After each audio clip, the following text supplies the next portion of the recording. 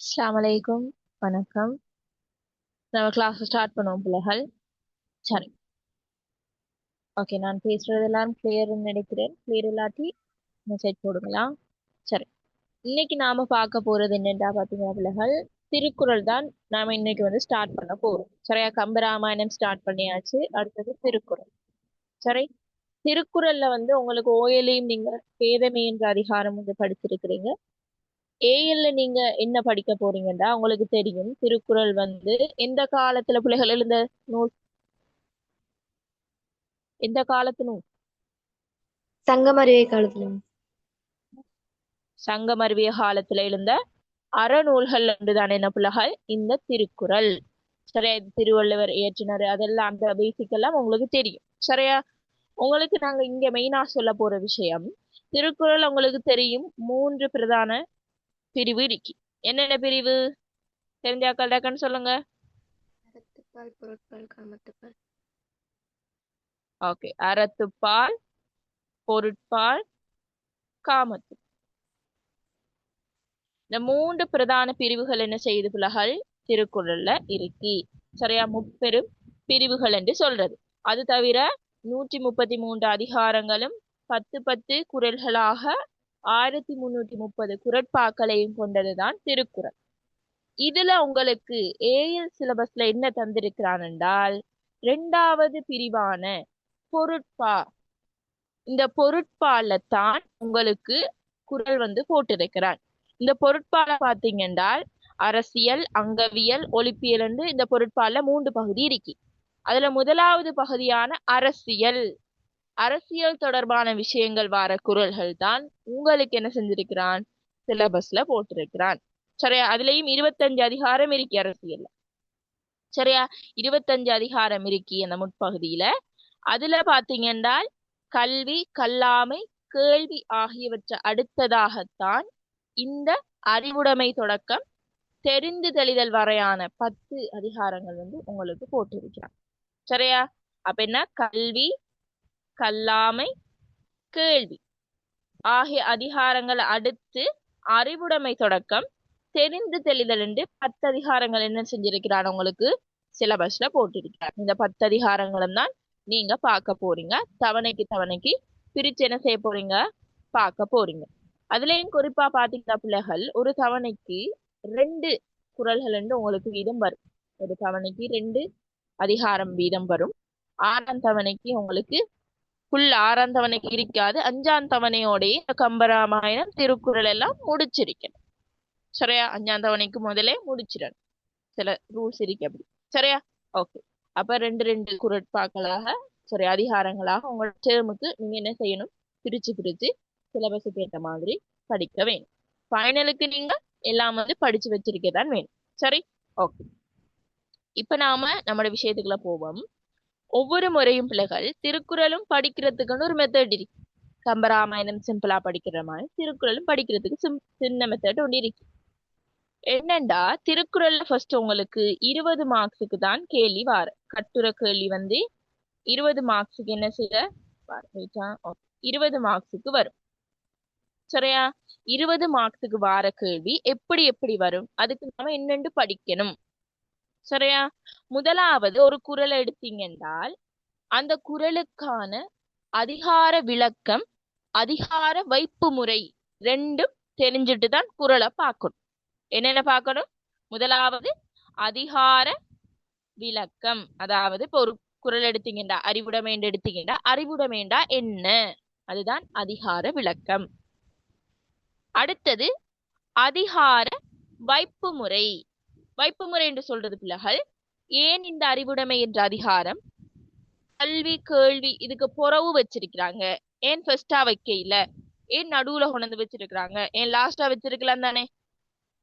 இப்ப உங்களுக்கு இருக்கிற 10 அதிகாரம் இருக்கு, அறிவுடைமை தெரிந்து தெளிதல் வரைக்கும் 10 அதிகாரம் இருக்கு. அதுலயே அறிவுடைமை முதலாவதாக இருக்கு, அதுக்கு பின்னால பின்னால வச்சிருக்கலாம் தானே.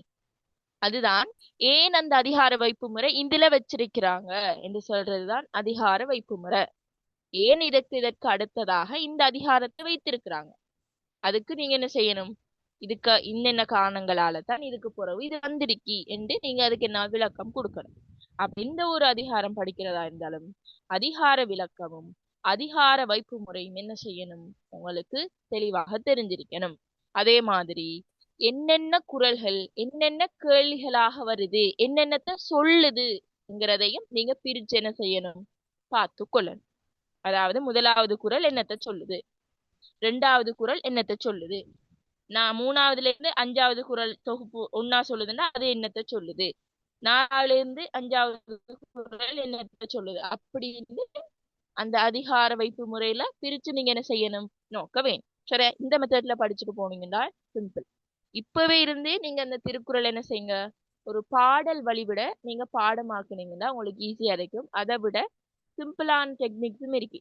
அதாவது திருக்குறளோட அந்த முதல் அந்த சொல் இருக்குத்தானே, இந்த முதல் சொற்களை வச்சுக்கொண்டு நீங்களா அவங்களுக்கு டேர்ம்ஸ் வச்சு நீங்க அதை ஈஸியா மைண்ட்ல கேட்ச் பண்ணக்கூடிய மாதிரி நீங்க என்ன செய்யலும், அதை நீங்க படிச்சு கொள்ள இயலும். சரிதான, சிம்பிளான மெத்தட். அப்படியும் நீங்க உங்களுக்கு என்னென்ன ஞாபகம் இருக்கோ அந்த அளவுக்கு நீங்க என்ன செஞ்சு கொள்ள இயலும், படிச்சு கொள்ள இயலும். சரியா? ஓகே, இப்ப நாம பாடத்துக்குள்ள போவோம். சரி, ஓகே, ரைட்டா.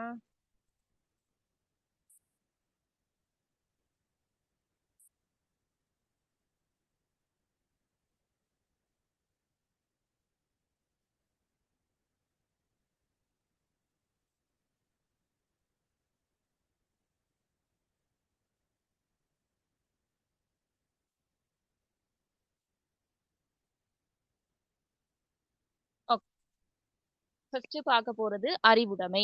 அறிவுடைமை என்ற அதிகாரம் தான் என்ன செய்ய போறோம், பார்க்க போறோம். அறிவுடைமை என்றால் என்ன, அதிகார விளக்கம். முதலாவது, அறிவுடைமை என்றால் என்ன பிள்ளைகள், என்ன நினைக்கிறீங்க, சொல்லுங்க பாப்போம். அறிவுடைமை என்றால் என்ன? நூல்களை கற்பதனாலும் கற்றறிந்தவர்களோட வார்த்தைகளை கேட்பதனாலும் வருகின்ற அறிவு. சொல்லுங்க, சொல்ல வாரு. சரி, நூல்களை கற்பதனாலும் மீஸ் அந்த கற்றறிந்த நூலை வந்துட்டு மீஸ் ஒரு நுட்பரால கேட்பதனாலும் உண்டாகின்ற ஒரு அறிவோட ஒரு உண்மையான அறிவை சேர்த்துக் கொள்றது தான் மிஸ் அறிவுடைமை. Okay, miss very good. அறிவுடைமைன்னு சொன்னா பேதமை இல்லையா? இல்ல, அது பேதமைன்னா அது அறியாமை. அறிவுடைமைன்னா அறிவு இருக்கிறது, பேதமைன்னா அறியாமை. சரியா? அது வேறு, இது வேறு. சரி, அறிவுடைமைண்டா அறிவு இருக்க வேண்டும். அறிவுண்டா என்னன்னு சொல்றதுதான் அறிவுடைமை. நாம புக்குல ஒரு விஷயத்த பார்த்து படிச்சு எடுக்கிற நாலேஜ் சரியா, கல்வியினால வார அறிவும் கேள்வியினால வார அறிவும். கேள்வினாலண்டா படிச்சவங்க மத்தவங்க சொல்ற விஷயங்களை கேட்டு நாம பெற்றுக்கொள்ளக்கூடிய அறிவு. கல்வி கேள்வி என்பவற்றால கிடைக்கக்கூடிய அறிவை நாம சேர்த்து கொண்டு அதை ஆராய்ஞ்சு நம்மட லைஃப்ல என்ன செய்யணும், பயன்படுத்தி கொள்றதோட மட்டும் இல்லாம நமக்குண்டும் கொஞ்சம் என்ன செய்யணும், சொந்த அறிவு வேணும். நமக்குண்டும் சொந்த அறிவு வேணும். என்ற புக்ல படிச்சதும் மத்தவங்க நம்மளுக்கு சொல்ற அட்வைஸை மட்டும் வச்சுக்கொண்டு நம்ம லைஃப் நடத்தலாம். அந்தந்த சூழ்நிலைகளுக்கு ஏத்த மாதிரி எப்படி எப்படி நடக்கணும், என்ன மாதிரி செஞ்சா எது நல்லம் எது கெட்டது என்று பகுத்தாராயக்கூடிய அறிவு, சொந்த அறிவு நம்மளுக்கு என்ன செய்யணும், இருக்க வேணும். அப்படி இருக்கிறதுதான் அறிவு என்று சொல்றதுதான் பிள்ளைகள் அறிவுடைமை. சரியா? அப்படி சொல்றதுதான் என்ன பிள்ளைகள், அறிவுடைமை. கற்றுணர்ந்த நூல்களால வார அறிவு மட்டும் இல்லாம பிறர் சொல்கின்ற அந்த வார்த்தைகளை கேட்டு நடக்கிற அறிவும் இல்லாம ஒருவன் உண்மையான அறிவை கொண்டிருப்பதே அறிவுடைமை எனப்படுகின்றது. ஒருவன் உண்மையான அறிவை கொண்டிருக்கிறதுதான் என்ன பிள்ளைகள், அறிவுடைமை. அப்ப நீங்க படிச்சிருக்கிறதால அறிவுடையவன் என்றும் இல்ல, மத்த படிச்சவங்க சொல்றத கேட்டு நடக்கிறதால உங்களுக்கு அறிவு இருக்கிறதும் இல்ல. அதை நீங்க கேட்டு நடந்தாலும் உங்களுக்குன்னு ஒரு சொந்த புத்தி என்ன செய்யணும், இருக்க வேணும். இந்த டைம்ல இது செய்யறது நல்லமா இது செய்யாதது நல்லமான்னு உங்களோட படிச்ச ஒரு ஆள் சொல்லலாம். இல்லாட்டி நீங்க படிச்ச ஒரு புக்ல இருந்து நீங்க கேட்டு இருக்கலாம், இந்த நேரத்துக்கு இது செய்யறது நல்லம். இல்லாட்டி உங்களோட படிச்ச ஒரு நண்பர் உங்ககிட்ட சொல்லலாம். ஆனாலும் அதெல்லாம் ஆராய்ஞ்சிட்டு இது செஞ்சாதான் நல்லம் இது செஞ்சா கூடாது என்று ஆராய்ஞ்ச அறிவை, உங்களோட சொந்த அறிவை வச்சுக்கொண்டு அதை நீங்க ஆராயணும். அப்படி ஆராய்ந்து அறிவுடையவனாக இருக்கிறது தான், உண்மையான அறிவுடையவனாக இருக்கிறது தான் அறிவுடைமை என்று சொல்றோம். இதுதான் அதிகார விளக்கம். இதான் என்ன பிள்ளைகள்? அதிகார விளக்கம். இது விளங்கிட்டா? அறிவுடைமை என்னன்னு விளங்கிட்டா? First miss. சரி, விளங்காட்டி கேட்கணுமா? அப்ப அறிவுடைமை என்ன? அறிவுடைமை என்பதால கருதப்படுறது யாரு? அறிவுடைமை என்னன்னு கேள்வி வந்தா உங்களுக்கு என்ன சொல்லணும்? ஒருவன் கல்வியினாலும் கேள்வியினாலும் சேகரித்து கொண்டிருக்கிற அறிவுகளை ஆராய்ஞ்சு தன் வாழ்க்கைக்கு பயன்படுத்தி கொள்வது மட்டுமில்லாமல் தன்ற வாழ்க்கையில நேடுகின்ற எந்த சூழ்நிலைக்கேற்பையும் தன்ற அறிவோடு நடந்து கொள்றதுதான் என்ன? அறிவுடைமை வரும். அறிவுடைமை என்று சொல்லப்படும். தன்ற வாழ்க்கையில நேடுகின்ற சூழ்நிலைகள் எந்த சூழ்நிலை வந்தாலும் அதுக்கேத்த மாதிரி சொந்த அறிவோடு நடந்து கொள்ள வேண்டும். அப்படி சொந்த அறிவோடு நடந்து கொள்றதுதான் சொல்றது அறிவுடைமை. என்னன்னு சொல்றது பிள்ளைகள்? அறிவுடைமை. அப்ப எழுதி கொள்ளுங்க. சரியா? நியூ பேட்ச் தானே? எழுதி கொள்ளுங்க. இந்த கொஸ்டின்ஸ் கேட்பாங்களா? கேட்டிருக்கிறாங்க. 2024ஆம் ஆண்டு இந்த அறிவுடைமை என்ற அதிகாரம் வந்திருந்துச்சு. அவங்களுக்கு என்ன கேள்வி கேட்டிருந்தாங்க? 2024 பாஸ் பேப்பர் பார்த்திருக்கிறீங்களா பிள்ளைகள்? 2027 மாணவர்கள் சொல்லுங்க, பார்த்திருக்கிறீங்களா? என்ன கேள்வி கேட்டிருந்தாங்க 2024ஆம் ஆண்டுல திருக்குறள்ல முதலாவது கேள்வியாக? அறிவின் சிறப்பு. இல்ல, அதுக்கு முதல்ல அதிகார வைப்பு முறைன்னு ஏதோ கேட்க இல்லையா உங்களுக்கு? பாருங்க, கடைசி கேள்வியாக ஏதோ கேட்டிருந்தான் பாருங்க. கேட்டில்லையா? நான் நினைக்கிறேன் கடைசி கேள்வியே முதலாவது கேள்வியாகவோ அதிகார வைப்பு முறையை விளக்குங்க என்று சொல்லி கேள்வி வந்திருந்தேன். பார்த்துக்கொண்டா தெரியும். சரியா? ஒருக்கா பாருங்க. சரி, அப்படி மற்ற பேப்பர்ல வந்து சொல்றேன். சரி, ஓகே. சரி, எப்படி வரும் உங்களோட டேர்ம்களுக்கு கூட வாருது? இது வந்து ஒரு சின்ன கேள்விதான். நீங்க அந்த குறள் எழுதும் போது, குறள்களுக்கான கேள்வி எழுதும் போது நார்மலான அறிமுகத்தோட நீங்க இதை ஸ்டார்ட் பண்ணி கொண்டு போகலாம். சரி, அதுக்குதான் ஒரு 2 வரி தான். அறிவுடைமைண்டா என்ன நம்மளோட விளக்கத்துக்காக நாம படிச்சுக்கொள்ளலாம். சரி, ஓகே. அத மாதிரி அறிவுடைமை அதிகார வைப்பு முறை ஓகே. சரி, அதிகார விளக்கம் ஓகே. 2வது அதிகார வைப்பு முறை. அதிகார வைப்பு முறை சொல்லுங்க. அதிகார வைப்பு முறை சொல்லுங்க, யாராச்சும் முறை தெரிஞ்சாக்கள். ஏன் இந்த அதிகாரம் இத்தனையாவதாக வைக்கப்பட்டிருக்கி? எழுதி கொள்ளுங்க பிள்ளைகள். இதை எழுதி கொள்ளுங்க. சரி, இது மெயினா? இதை எழுதி கொள்ளுங்க. ஓர் அரசன் கல்வி கேள்விகளான அறிவோடு, ஒரு அரசன் கல்வி கேள்வி, இந்த கேள்வியா? கேள்வி இருந்தாலும் அறிவுதான். கல்வி கேள்விகளிலான அறிவோடு உண்மையான அறிவுடையவனாதல். உண்மையான அறிவுடையவனாதல். உண்மையான அறிவுடையவனாதல் வேண்டும். ஒரு அரசன் கல்வி கேள்விகளான அறிவோடு உண்மையான அறிவுடையவனாதல் வேண்டும். மத்தாக்கள் சொல்றதையோ இல்லாட்டி புத்தகத்தை வச்சு படிக்கிறதோ அந்த நாலேஜ் மட்டும் இல்லாம உண்மையான அறிவு, தனக்குன்னு ஒரு சொந்த அறிவுடையவனாக இருக்க வேண்டும். இதனை உணர்த்துவதற்காகவே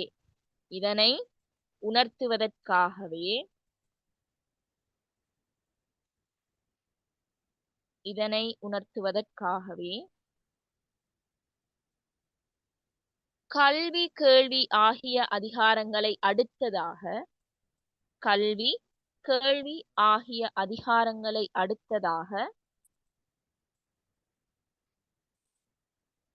கல்வி கேள்வி ஆகிய அதிகாரங்களை அடுத்ததாக இந்த அதிகாரம் அமைக்கப்பட்டுள்ளது, இல்லாட்டி அமைந்துள்ளது. இந்த அதிகாரம் அமைந்துள்ளது.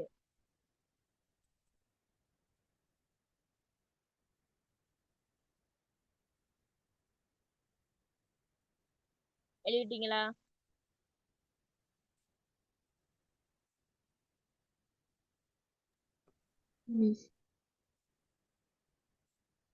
சரியா?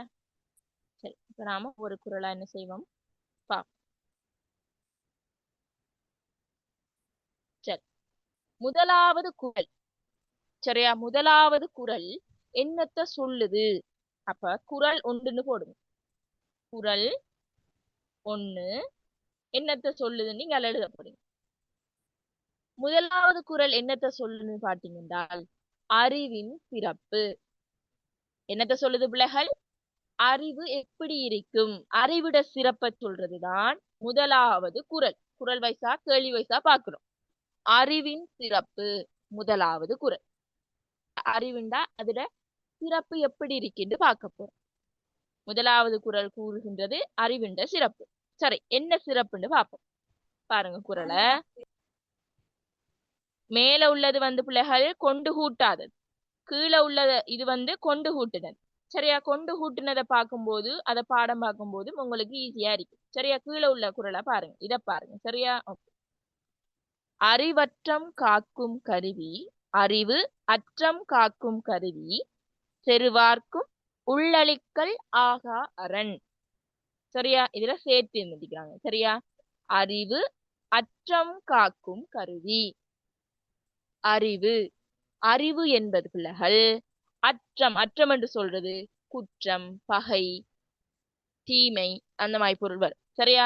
அறிவு அற்றம் காக்கும் கருவி. காக்கும் கருவி. அறிவு என்பது ஒரு அரசனுக்கு அழிவு வராமல் பாதுகாக்கின்ற ஒரு கருவியாம். அறிவு என்பது என்ன பிள்ளைகள்? அழிவு வராம, ஆபத்து வராம, அழிவு வராம நம்மளை காப்பாத்துற ஒரு கருவியாம். பாருங்க, அறிவு அற்றம் காக்கும் கருவி.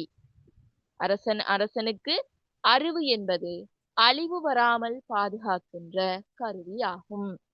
அப்ப இதுல நல்லா நோட் பண்ணீங்க என்றால் ஒரு அணி ஒன்று கையாளப்பட்டிருக்கு. என்ன அணி சொல்லுங்க. அறிவு அற்றம் காக்கும் கருவி. அறிவு அழிவு வராமல் காக்கின்ற கருவியாகும். இதுல ஒரு அணி ஒன்று இருக்கு. என்ன அணி? அணி அணி உவமை அணியா, உருவக அணியா, உயர்வு நவிற்சி அணியா? இல்ல, உருவக அணி. Very good. உருவக அணி கையாளப்பட்டிருக்கு. பாருங்க, என்ன உருவக அணி என்றால் இதுல சொல்றாங்க என்ன? அறிவு அற்றம் காக்கும் கருவி. அறிவு என்பது அழிவு வராமல் பாதுகாக்கின்ற கருவியாக என்ன செய்யப்பட்டிருக்கு? உருவகிக்கப்பட்டிருக்கு. அறிவு கருவியாக என்ன செய்யப்பட்டிருக்கு? உருவகிக்கப்பட்டிருக்கு. அறிவு என்பது ஒரு அரசனுக்கு அழிவு வராமல் பாதுகாக்கின்ற கருவியாகும். புறவு சொல்றாங்க, செருவார்க்கும் உள்ளளிக்கல் ஆகானன். செருவார் என்று சொல்றது பகைவர்கள். செருவார் என்று சொல்றது யார் பிள்ளைகள்? பகைவர்கள்.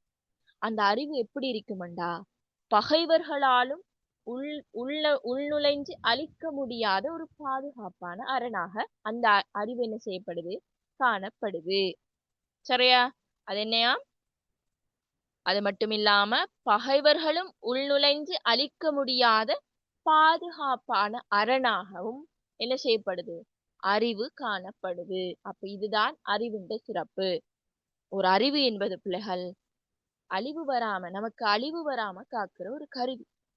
அந்த அறிவை மத்தாக்கள் உள்ள பூந்து களவெடுக்க இயலாது.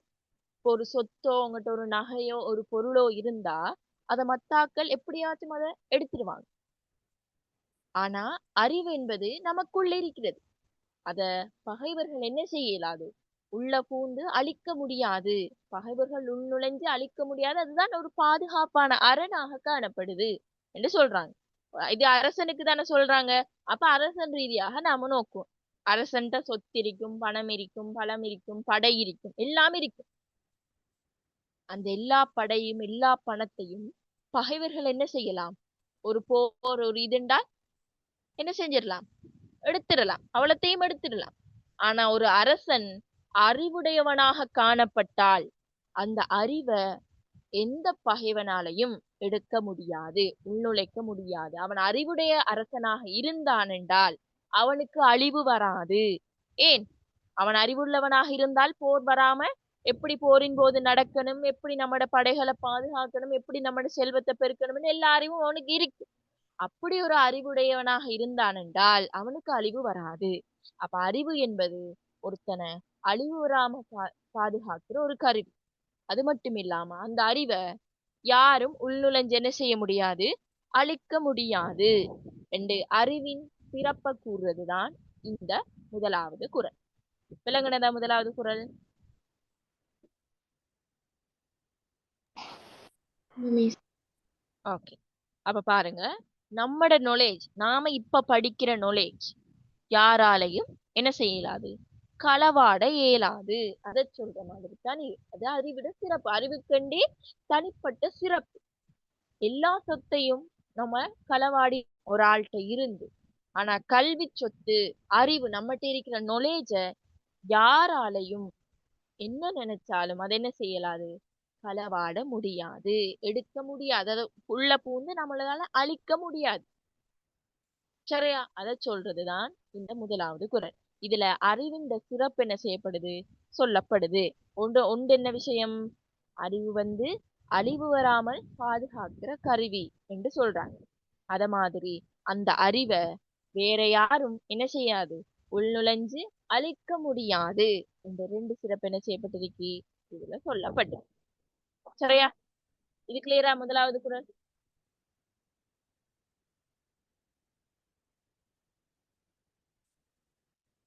ஓகே பிள்ளைகள்? ஓகே. அடுத்த கேள்வி போடுங்க. அறிவின் சிறப்பு தான் இது. அடுத்தது அறிவின் இலக்கணம். அறிவின் இலக்கணம்.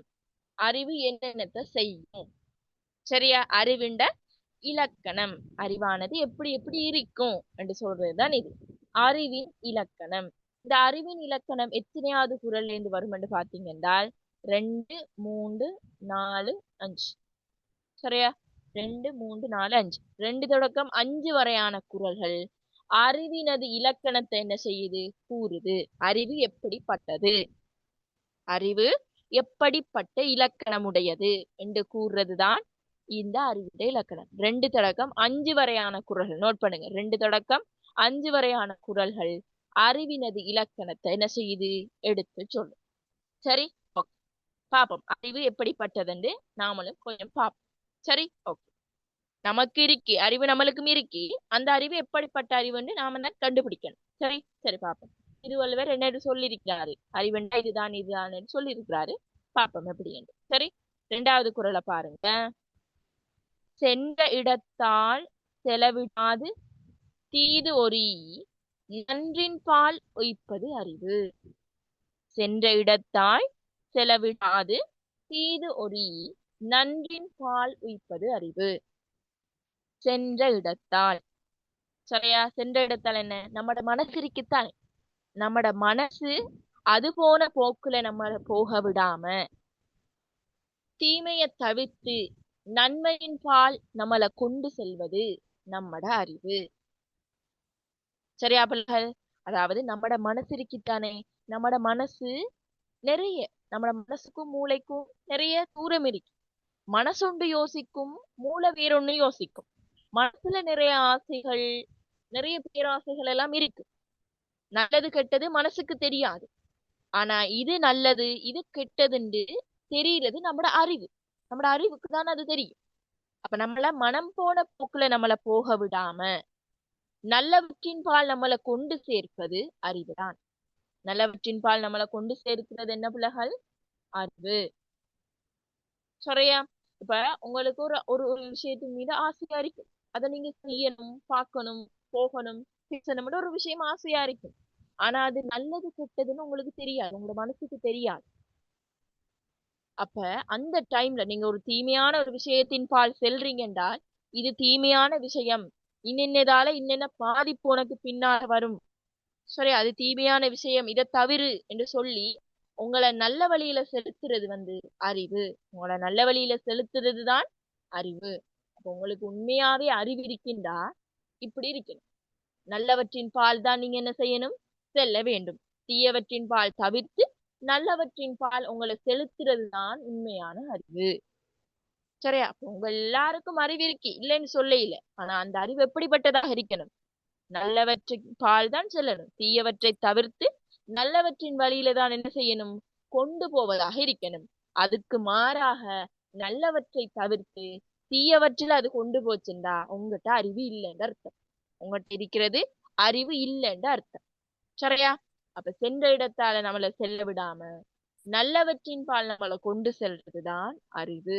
இது முதலாவது இலக்கணம். அறிவுண்ட முதலாவது இலக்கணம். விளங்குதா? விளங்குதா பிள்ளைகள்? விளங்குது மிஸ். ஆம் அப்ப நீங்க டீச்சர். மனம் okay.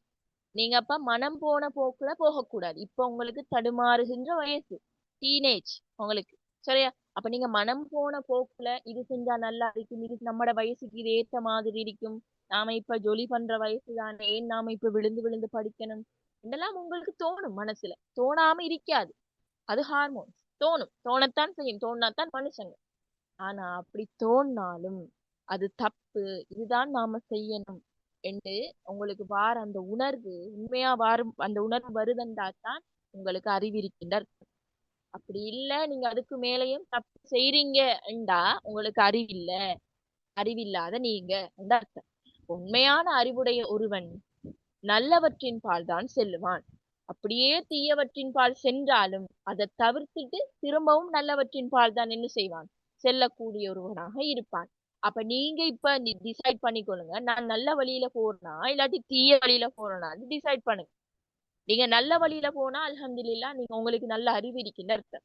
இதே நீங்க வேற வேற பாதைகள், தேவையில்லாத விஷயங்கள்ல ஈடுபடுறீங்க, உங்களோட கேரக்டரை நான் சொல்றேன், சரி எனக்கு தெரியாது பர்சனலா யாரையும், அதனால சொல்றேன், தீயவற்றின் பால் உங்களோட செயற்பாடுகள் இருக்கி உங்களோட மனசு அதைத்தான் விரும்புது என்றா உங்களுக்கு சுத்தமா அறிவு இல்ல. உங்களுக்கு என்ன, சுத்தமா அறிவு இல்லைன்ற அர்த்தம். சரியா? திருவள்ளுவர் அன்னைக்கே கருத்து என்ன செஞ்சிட்டாரு, சொல்லி இருக்கிறார். சரி, இது முதலாவது இலக்கணம். சரி, அடுத்த குறளை பாருங்க. நல்ல ஒரு குறள். சரியா? எப்பொருள் யார் யார் வாய் கேட்பினும் அப்பொருள் மெய்ப்பொருள் காண்பது அறிவு. சரியா? நாங்க படிக்கிற காலத்துல இது எங்களோட ஸ்கூல் போர்ட்ல இருந்துச்சு. சரியா? எப்பொருள் யார் யார் வாய் கேட்பினும் அப்பொருள் மெய்ப்பொருள் காண்பது அறிவு. இது என்ன சொல்லுதுன்னு பாத்தீங்கன்னா, எந்த விஷயத்தையும் யார் யார் சொல்லி கேட்டாலும் அந்த விஷயத்தின் உண்மையான தன்மைய அறிய வைக்கிறது தான் அறிவு. சரியா பிள்ளைகள்? எந்த ஒரு பொருளையும் எவர் சொல்ல கேட்டாலும் அந்த பொருளின் உண்மையான பயனை காண வல்லது அறிவுதான். உங்ககிட்ட ஒரு ஃப்ரெண்ட்ஸ் வந்து சொல்லலாம், அடி இந்த விஷயம் ஒன்று இருக்கி, இது நல்ல சட்டப்படி ஒரு விஷயம், நீ செஞ்சா நீ விடவே மாட்டா என்ற ஒரு ஒரு விஷயத்த அவட ஒப்பீனியன்ல சொல்றா என்ன வைங்களேன், இந்த விஷயம் நல்ல விஷயம், இதுல நிறைய யூசஸ் இருக்கு அப்படி இப்படின்னு அவ சொல்றா. அது உண்மையா பொய்யா, அவ சொல்றது நல்லமா கெட்டமா என்று ஆராய்ந்து அறிகிற தன்மை தான் அறிவு. அது ஆராய்றது தான் என்ன பிள்ளைகள், உண்மையான அறிவு. அவ சொல்றது உண்மையா, உண்மையாவே அந்த பயன் இருக்கா, இல்லாட்டி அவ எனக்காக சும்மா சொல்றாவா என்கிறத ஆராய்றது தான் அறிவு. அப்படி ஆராயாம என் ஃப்ரெண்டே சொல்லிட்டா நல்ல மண்டு என்று போய் அதுக்குள்ள ஹால வச்சீங்கடா உங்களுக்கு அறிவு இல்லைன்ற அர்த்தம். உங்களுக்கு என்ன பிள்ளைகள், அறிவு இல்லைன்ற அர்த்தம். அப்ப எந்த பொருளையும் எவரவர் வாய் கேட்பாலும் அதுல உண்மைத்தன்மை அறிகிறது உங்களோட பொறுப்பு. அதுதான் அறிவு. ஏன்டா அவங்களுக்கு ஏத்த மாதிரி ஒவ்வொன்றையும் சொல்லுவாங்க, ஒவ்வொரு விஷயத்தையும் மாத்தி மாத்தி சொல்லுவாங்க ஆக்கள். சொல்றேன், கொமனா சொல்றேன். சரியா? ஒருத்தருக்கு நல்ல மாதிரி இருக்கிறது, இன்னொருத்தருக்கு கெட்டது மாதிரி இருக்கலாம். அப்ப அவங்களுக்கு ஏத்த மாதிரி ஒவ்வொரு பொருளோட கருத்தையும் அவங்க மாத்தி மாத்தி சொல்லுவாங்க. அதனால எந்த விஷயத்தையும் யார் உங்ககிட்ட வந்து சொல்லி கேட்டாலும் அந்த விஷயத்தின் உண்மைத்தன்மையை நீங்க பார்க்கணும். அதை விட்டுட்டு அவங்களே சொல்லிட்டாங்க இவங்களே சொல்லிட்டாங்க அப்ப உண்மையாத்தான் இருக்கும் அப்ப பொய்யாத்தான் இருக்கும் என்று நீங்களா என்ன செய்யக்கூடாது, டிசைட் பண்ணக்கூடாது. அவங்க சொன்னதை வச்சு டிசைட் பண்ணக்கூடாது. அவங்க சொன்னது உண்மையா, ஆதாரத்தை தேடணும். பொய்யா, ஏன் அது பொய் என்ற ஆதாரத்தை தேடணும். அப்படி தேட வைக்கிறது தான் பிள்ளைகள் அறிவு. அப்படி தேடாமலே அவங்க சொல்றத நம்ப வைக்கிறது முட்டாள்தனம். அது அறிவில்லாத தனம். அது என்ன பிள்ளைகள், அறிவில்லாத தனம். அப்ப இனி என்ன செய்யணும், யார் யார் வாய் கேட்பினும், எப்பொருள் யார் யார் வாய் கேட்பினும் அப்பொருள் மெய்ப்பொருள் காண்பது அறிவு. எந்த ஒரு விடயத்தையும் யார் யார் சொல்ல கேட்டாலும் அந்த பொருளோட உண்மையான தன்மையை அறிய வைக்கிறது தான் அறிவு. அந்த தன்மையை அறிய வைக்கிறது தான் அறிவு. மூன்றாவது குறள் விளங்கினதா? இது 2வது இலக்கணம். விளங்கினதா? விளங்கிட்டேன். ஆமா மிஸ். சரி, அப்ப நீங்க இனி என்ன செய்யணும்? உங்கள்கிட்ட ஒரு ஆள் ஒரு விஷயத்த சொல்றாருண்டா, அவர் உங்களுக்கு நெருங்கின தோழராக இருக்கலாம், இல்லாட்டி உறவினராக இருக்கலாம், இல்லாட்டி உங்களோட ஆசிரியராக இருக்கலாம், உங்களை யாரா வேணா இருக்கலாம். ஒரு விஷயத்த சொல்றாருண்டா அந்த விஷயம் உண்மையா பொய்யா என்று நீங்க ஆராய வேணும். அப்படி ஆராயாம அவரே சொல்லிட்டாரு இவரே சொல்லிட்டாருண்டு நீங்களா அவர் என்ன செய்யக்கூடா முடிவுண்டு எடுக்க கூடாது. ஏண்டா அவர்களுக்கு ஏற்ற மாதிரி கருத்துக்கள் என்ன செய்வாங்க முன்வைப்பாங்க. கருத்துக்கள் மாறுபடும். அதனால அந்த உண்மைத்தன்மையை அறிய வைக்கிறது தான் அறிவு. அந்த உண்மைத்தன்மையை அறிய வைக்கிறது தான் என்ன பிள்ளைகள்? அறிவு. சரி, ஓகே, அதுதான் இதுல சொல்றாங்க. அதுலயும் குறிப்பாக அரசன் என்கிறவன், அரசனுக்கு இது கட்டாயம் தேவை. ஏன்னா ஒரு அரசன் நாட்டை ஆட்சி செய்கின்றவன். அவன் எல்லாரும் சொல்ல கேட்டும் என்ன செய்யலாம் முடிவெடுக்கலாம். ஒருத்தன் வேணுமென்று சொல்லுவான், ஒருத்தன் பகை காரணமாக சொல்லுவான். அப்ப அவன் சொல்றான் என்ற விஷயம் அது உண்மைத்தன்மை ஆராய வேணும் அரசன். அப்படி ஆராயம் ஆட்சி செஞ்சா அங்க ஆட்சி என்ன செஞ்சிடும்? கவுண்டு போயிடும். ஆட்சியில செய்யும் கவுண்டு போயிடும். அப்ப அரசனுக்கு சொல்ற இடத்துல இது ஏனைய மனிதர்களுக்கும், சாதாரண நம்மள மாதிரியான மனிதர்களுக்கும் இது பொருத்தமாக இருக்கி. வள்ளுவர் அப்படித்தான் என்ன செஞ்சிருக்கிறார்? திருக்குறள் எழுதியிருக்கிறார். எல்லாருக்கும் உலக பொதுமறை என்றேன்னு சொல்றோம். அனைத்து இனத்துக்கும், அனைத்து சமயத்தவருக்கும், அனைத்து மக்களுக்குமே ஏற்ற வாழ்க்கை நடைமுறைகள் தான் இதுல சொல்லப்பட்டிருக்கு திருக்குறள். சரியா? அப்ப எல்லாருக்கும் இது பொருந்தும். மாணவர்களுக்கும் பொருந்தும், குழந்தைகளுக்கும் பொருந்தும், பெரியார்களுக்கும் பொருந்தும், மன்னனுக்கும் பொருந்தும், இராணுவாக்களுக்கும் பொருந்தும். எல்லாருக்குமே என்ன செய்யும்? இந்த திருக்குறள் பொருந்தக்கூடியதாக இருக்கு. சரி, ஓகே. அடுத்த குறளை பார்ப்போம். அடுத்த குறளை பாருங்க, 4வது குறளை. என் பொருளவாக செல சொல்லித்தான் பிறர்வாய் நுண்பொருள் காண்பது அறிவு. என் பொருளவாக செல சொல்லி, என் பொருளவாக நாம சொல்ற விடயம் இருக்குத்தானே. நம்ம ஒரு ஆளுக்கு ஒரு கதை சொல்ல போறோமோ, இல்லாட்டி ஒரு ஆளுக்கு நாம ஏதாச்சும் சொல்ல போறோம் என்றால் அந்த சொல்கின்ற அந்த விஷயம், சரியா, அந்த விஷயங்களை நாம தெளிவாக மத்தாக்கள் விளங்கி கொள்ற மாதிரி சொல்ல வேணும். அதே போல மத்தாக்கள் நம்மகிட்ட ஒரு விஷயம் சொல்றாங்கண்டா அது சின்ன அரிய விஷயமாக இருந்தாலும், நம்மளுக்கு கேட்டு விளங்கி கொள்ள முடியாத விஷயமா இருந்தாலும் அதை விளங்கி கொள்ள வைக்கிறது தான் அறிவு. சரி, அதை விளங்கி கொள்ள வைக்கிறது தான் என்ன பிள்ளைகள்? அறிவு. அதாவது என்ன சொல்றாங்கண்டா, நீங்க சொல்கின்ற விஷயம் மத்த ஆக்களுக்கு டக்குன்னு புரியுற மாதிரி நீங்க சொல்ல வேணும். அவங்க டக்குன்னு இலகுல புரிஞ்சு கொள்ளக்கூடிய மாதிரி நீங்க சொல்ல வேணும். அதே மாதிரி பிறர் சொல்கின்ற நுட்பமான பொருள்களையும் நாம எளிதில அறியக்கூடிய மாதிரி இருக்க வேண்டும். அதுதான் அறிவு. சரி, அப்ப நான் ஒரு விஷயம் உங்களுக்கு சொல்றேன். நான் ஒரு விஷயம் சொல்றேன் என்றால் அது அரிய பொருளாக இருந்தாலும், நான் சொல்றது உங்களுக்கு கேட்டுக்கொள்ளக்கூடிய முடியாத விஷயமா இருந்தாலும், விளங்கப்படுத்த இயலாத விஷயமா இருந்தாலும், நான் விளங்கப்படுத்தக்கூடிய மாதிரி, நீங்க புரிஞ்சு கொள்ளக்கூடிய மாதிரி நான் அதை என்ன செய்யணும்? எளிய முறையில சொல்லணும். அது ஃபர்ஸ்ட். அத மாதிரி நீங்க திரும்ப எனக்கு ஏதாச்சும் சொல்ல போறீங்க, சரியா? நீங்க சொல்ற விஷயம் நுட்பமான பொருள், எனக்கு விளங்கி கொள்ள கூட முடியாத பொருளாக இருந்தாலும் அதனை அறிய வைப்பது அறிவு. அதனையும் அறிய வைப்பது என்ன செய்யறது புலகள்? அறிவு. நான் சொல்லும் போது எளிமையாக சொல்லணும். அத மாதிரி பிறர் என்கிட்ட ஏதாச்சும் ஒரு விஷயம் சொல்லும் போது அவங்க நுட்பமா கதைக்கிறாங்கடா, நாசூக்காக கதைக்கிறாங்கடா, அதாவது சொல்றது இந்த தலையை தொட்டு மூக்க தொடுற மாதிரி கதைக்கிறத விட நாசூக்காக சொல்லுவாங்க. சில விஷயங்கள் குத்துக்கதை என்று சொல்றது, சரியா? குத்துக்கதை அப்படி கதைக்கிறாங்கடா, அந்த குத்துக்கதை என்னத்துக்கு கதைக்கிறாங்க என்கிறதையும் அறிய வைக்கிறது அறிவு. உங்களுக்கு விளங்குறதுக்காக சொல்றேன்.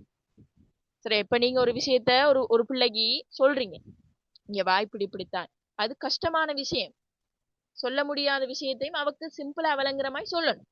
அது ஃபர்ஸ்ட். அதுவும் அறிவுதான்.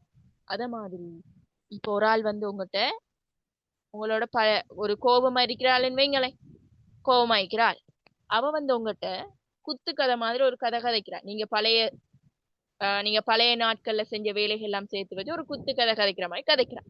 அது உங்களுக்கு டக்குன்னு பார்த்தா விளங்காது. என்னத்துக்கு இவ இப்படி காய்ச்சிட்டு போறான்னு விளங்காது.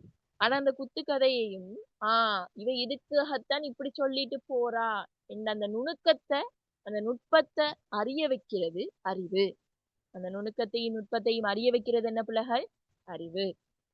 அப்ப நாம சொல்லும் போது சரியா, நாம சொல்லும் போது சொற்களை அரிய பொருளாக இருந்தாலும் கேட்பவருக்கு எளிய பொருளாகுமாறு மனம் கொள்ள என்ன செய்யணும்? சொல்ல வேண்டும்.